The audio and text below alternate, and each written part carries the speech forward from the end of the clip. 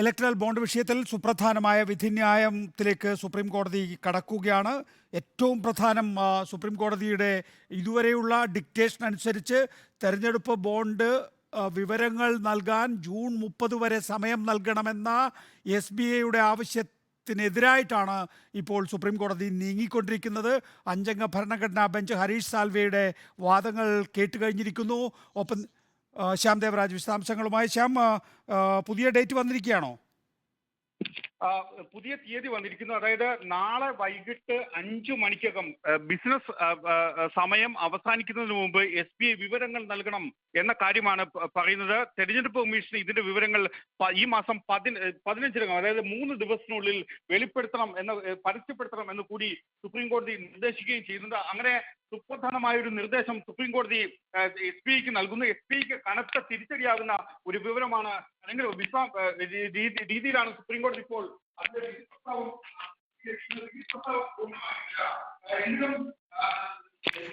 വിധി പ്രസ്താവം പൂർണ്ണമായിട്ടില്ല. പക്ഷേ സുപ്രീം കോടതിയുടെ നിർദ്ദേശം ഇങ്ങനെ തന്നെയാണ്. SBIക്ക് കനത്ത തിരിച്ചടിയാകുന്ന ഒരു നിർദ്ദേശമാണ് ഇപ്പോൾ നൽകിയിരിക്കുന്നത്. അതായത് ഒരിക്കൽ കൂടി ശ്യാം ദേവരാജ്, നമ്മൾ ആ തീയതിയിലേക്ക് മാത്രം ഒന്ന് കേന്ദ്രീകരിച്ചാൽ 12 മാർച്ച് ബിസിനസ് അവേഴ്സ് കഴിയുമ്പോൾ, അതായത് ഒരു 5 മണി കൂട്ടിക്കോളൂ.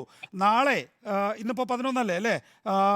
12 മാർച്ചിന് നാളെ ബിസിനസ് 5 മണിയോടുകൂടി തന്നെ ഈ വിവരങ്ങൾ ഡിസ്ക്ലോസ് ചെയ്യണമെന്നാണ് SBIയോട് ആവശ്യപ്പെട്ടിരിക്കുന്നത്. Election commission of India shall complete the information and publish the details in its official website no later than 15 March 2024 by 5 PM. അങ്ങനെയാണ് ശ്യാം ദേവരാജ്. വ്യക്തമാണ് കാര്യങ്ങൾ. പറഞ്ഞോളൂ ശ്യാം. അങ്ങനെ തന്നെയാണ്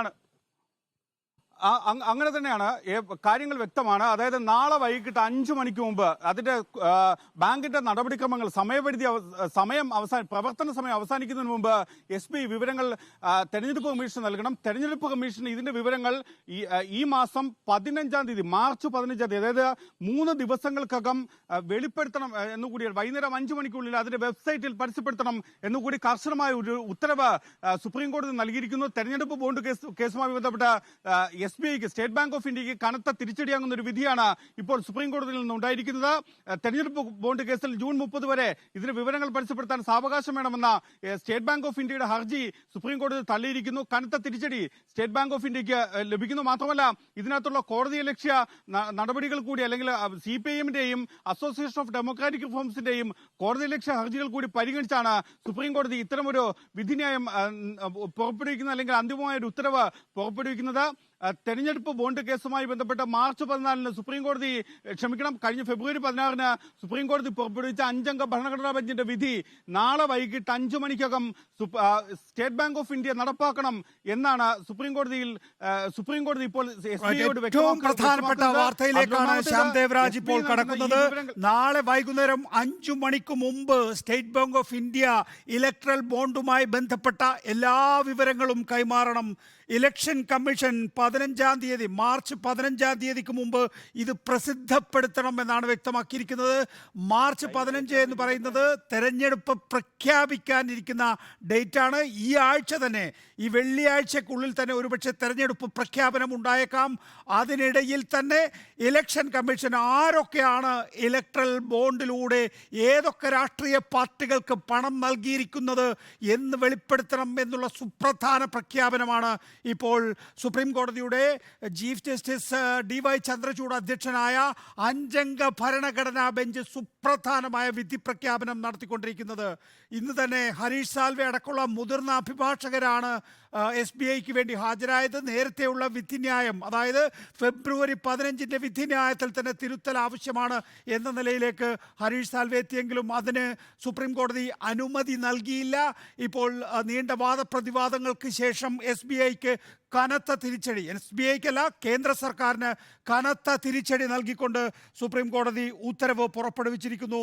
നാളെ SBIയോട് നാളെ ബാങ്കിങ് അവേഴ്സ് കഴിയുമ്പോൾ 5 മണിയോടുകൂടി തന്നെ ഈ വിവരങ്ങൾ കൈമാറണം എന്ന് സുപ്രീം കോടതി ആവശ്യപ്പെട്ടിരിക്കുകയാണ്. 15-ാം തീയതി ഈ വിവരങ്ങൾ പ്രസിദ്ധപ്പെടുത്താൻ കേന്ദ്ര തെരഞ്ഞെടുപ്പ് കമ്മീഷനോടും ആവശ്യപ്പെട്ടിരിക്കുന്നു. ഇതിൻ്റെ ഒരു രാഷ്ട്രീയ പ്രത്യാഘാതം എന്ന് പറയുന്നത് ഏതൊക്കെ രാഷ്ട്രീയ പാർട്ടികളാണ്, ഏതൊക്കെ കോർപ്പറേറ്റുകളാണ് ഏതൊക്കെ രാഷ്ട്രീയ പാർട്ടികൾക്ക് പണം നൽകിയിരിക്കുന്നത്, ഈ കോർപ്പറേറ്റുകൾ എവിടെ നിന്നൊക്കെയാണ് ഈ ഫണ്ടുകൾ കൈമാറ്റം ചെയ്തിരിക്കുന്നത് തുടങ്ങിയ ഒട്ടേറെ കാര്യങ്ങൾ പുറത്തു വരാനുണ്ട്. ഇത്തരം ഡീറ്റെയിൽസ് ശ്യാം എങ്ങനെയാണ് നമുക്ക് ലഭ്യമാവുക?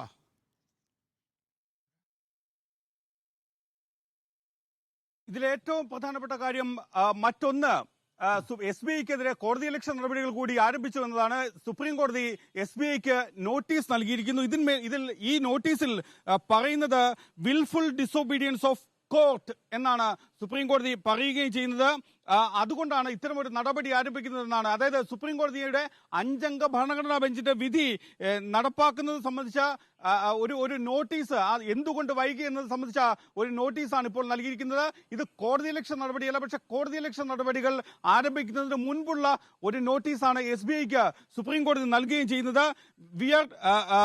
V are not exercising the contempt jurisdiction എന്നാണ്. അതായത് നിലവിൽ കോടതിയലക്ഷ്യ നടപടികൾ ആരംഭിക്കുന്നില്ല, പക്ഷേ ഞങ്ങൾ എസ് ബി ഐക്ക് ഒരു നോട്ടീസ് നൽകുന്നുണ്ട്. അത് വിൽഫുൾ ഡിസൊബീഡിയൻസ് ഓഫ് കോർട്ട് എന്നാണ്. കോടതിയെ മനഃപൂർവ്വമായി അംഗീകരിക്കുന്നില്ല അല്ലെങ്കിൽ അനുസരിക്കുന്നില്ല എന്ന്